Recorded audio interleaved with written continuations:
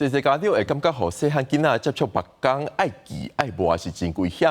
不过，若有家长陪，嘛是会当真安全。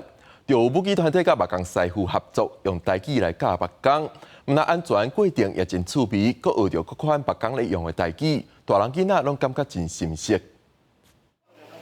家己好的橡木棒啊，用枪啊擦专用的油擦，这阵囡仔当咧做家己的小学棒。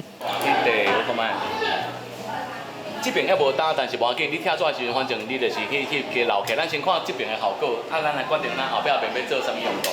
这节目工课专程拢讲台语，用母语认捌台湾传统工艺。我学着足侪物件，会使做欧巴。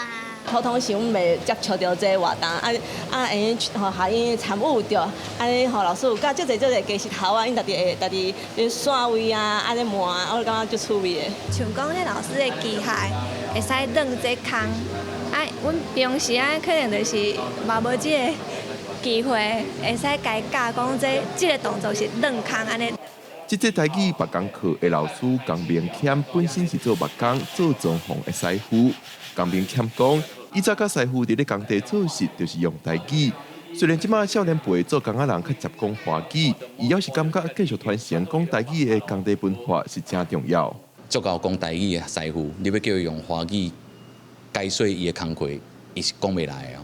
其实咱的社会台语伫工地保存甲足完整。江明谦自细汉踮工地，就是全台语的环境。即马开课教技术，台语目工课也互人感觉真深熟。江明谦认为，透过台语目工课，毋但互囡仔通动手做、体验看卖，也传承咱的语言甲文化，真有意义。记者阮谢桂林台北报道。